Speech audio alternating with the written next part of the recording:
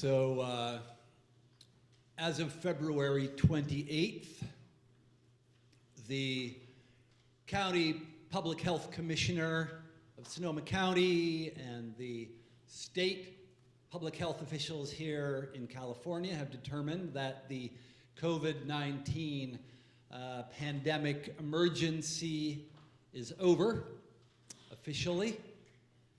That whatever cases there continue to be are at a low enough level, and the particular variants that are circulating still in the community are non-lethal enough, and enough people are vaccinated that life can go back to normal, whatever that is.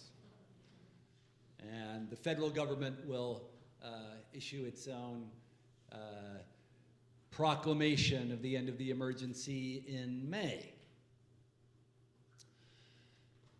And with the aftermath of this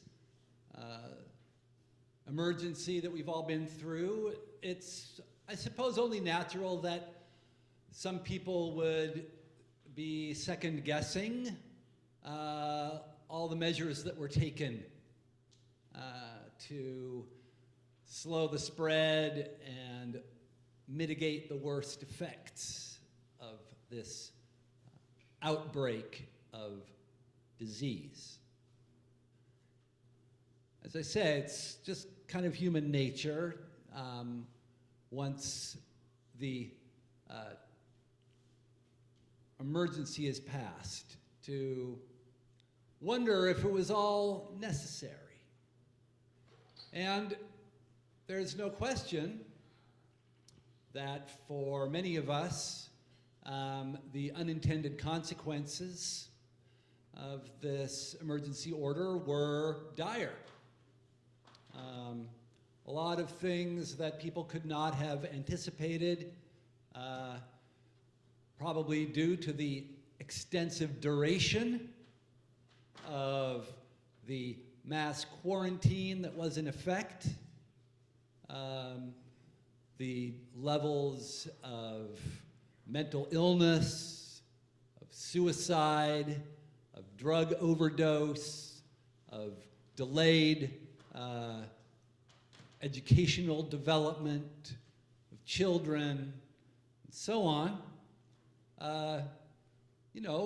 lead us to wonder if the course that was taken was the wisest one. And we'll remember, perhaps, that many of these misgivings were voiced fairly early on in the whole process. And that at that time, many of us took the stance of believing the science and standing by the science. Not, I think, necessarily a mistaken approach. There are, after all, people who dedicate their lives to studying epidemic diseases and what happens, how they spread, and how to, detain the spread of them. Of course, early on, no one knew just exactly how virulent this particular disease was and what the degree of mortality would be. And so the scientists who study these things, the epidemiologists and the virologists and the vaccinologists and the public health officials all went to work and gave advice to the government officials, and so a policy was taken. And wouldn't it be nice if we lived in a world where you could just crunch the numbers and you'd come up with the right result to guide your actions? That there wouldn't be unintended consequences of following the science. That the science, whatever that is, would issue some kind of perfect and infallible solution to life's problems. And if we all just remained rational and listened to the authorities and the experts, everything would work out just fine. Unfortunately, we don't live in such a world. We're presented all the time with difficult choices, for which there is no perfect answer, no pain-free course of action, no solution that will satisfy everybody equally and prevent all harm.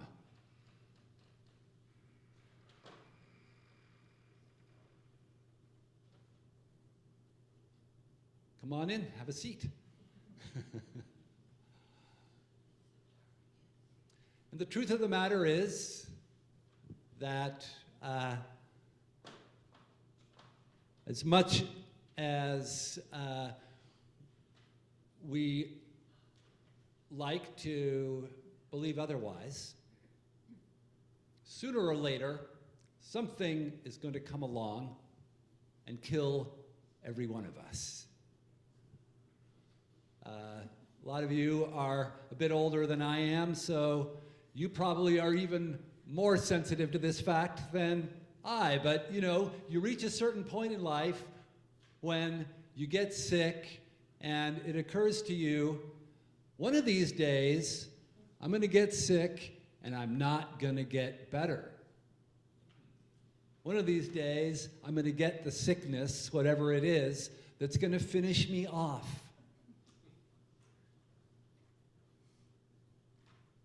So, Lazarus, Jesus' friend, gets sick.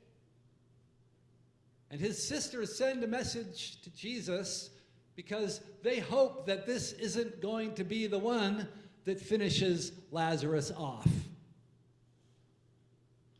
And in fact, there is a story earlier in the Gospel of John.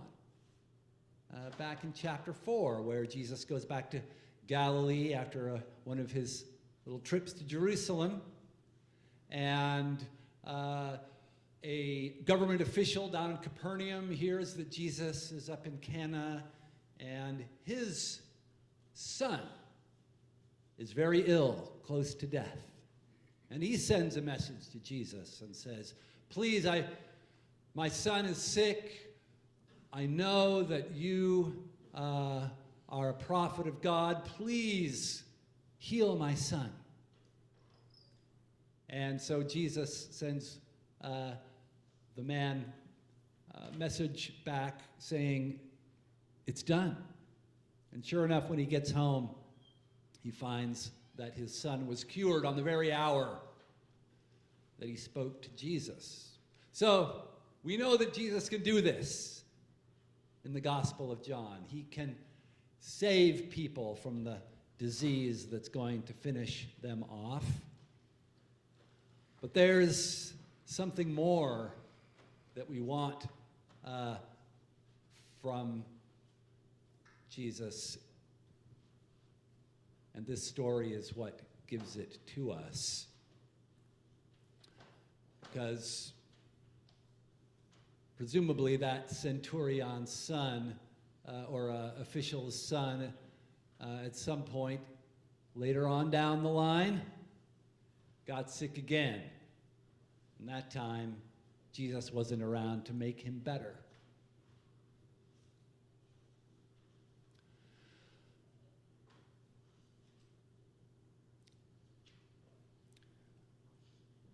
So, Jesus hangs out for another couple of days after he gets the message.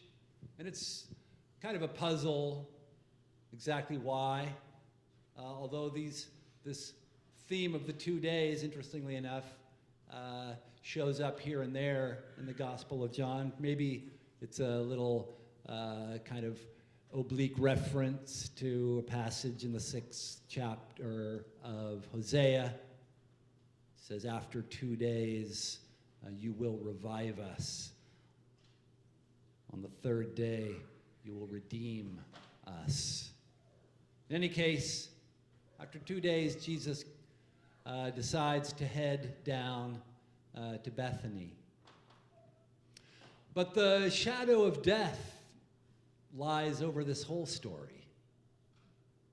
Not just the death of Lazarus, but of course the death of Jesus himself. And there are a variety of ways that that is suggested to us. And in fact, this dramatized little reading that we did this morning adds on a few verses that aren't there in the portion of the gospel that's actually kind of officially selected for the lectionary, which makes it very clear that it is in fact Jesus going down to Bethany, that it's not only a courageous act of going to back to the place in Judea where they've been threatening already to stone him, a point that Thomas understands very well, good old hard-headed Thomas, who likes to know the practical implications of things and and to experience them for himself, when he says, "Let us go also down to Judea so that we may die there with him."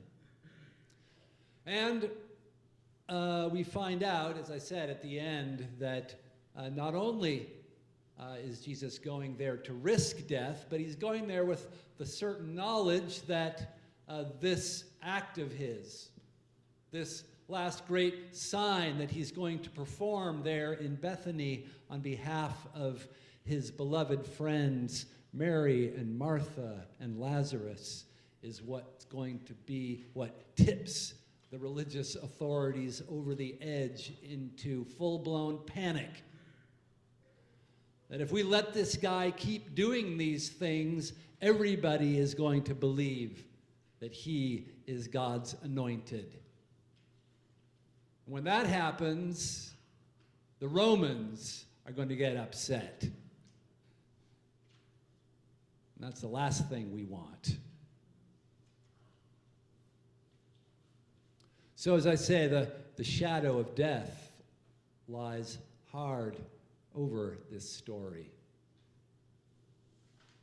And Jesus goes to the tomb, a cave in the rock with a great stone rolled in front of it, just like the tomb in which he himself is shortly to be laid. And it is there that he cries out in a loud voice, "Lazarus, come out."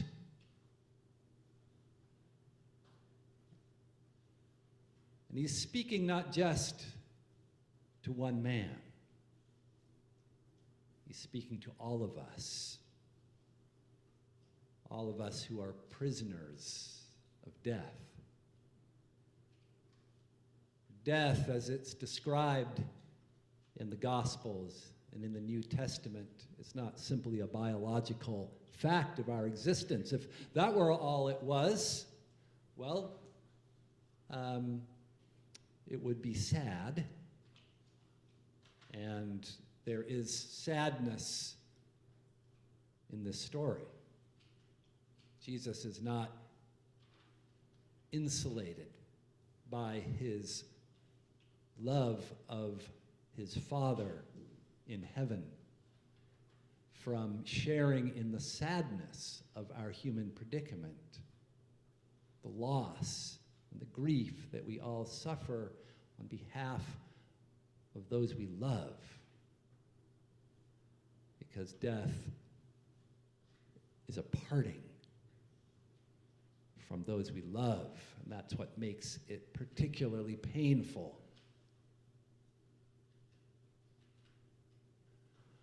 But as I say, it's not simply that we die, but that death is present in our lives all along, like a power at work in our lives, a power that makes it difficult for us to live fully, a power that makes it impossible for us to avoid the consequences of fear and cruelty and indifference and what we refer to as sin. And it is this power that Jesus sets Lazarus free from. Just for a little while, just enough, long enough, so that his friends, Mary and Martha, will believe, have their belief confirmed that he is whom they believe him to be. He is the anointed Son of God, the one who is coming into the world to set the world free from death and sin. So that everyone who is there to witness this act of Jesus will believe that he has that power and that he has been sent by God to do this work of setting us free from death in the ultimate sense. Not that we will not die, but that we will not die forever. That there is a power at work in the world greater than death.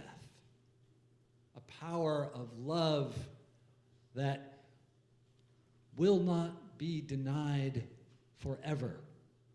That the separation that death represents for us from those we love and from God, God's self, is not eternal, but life.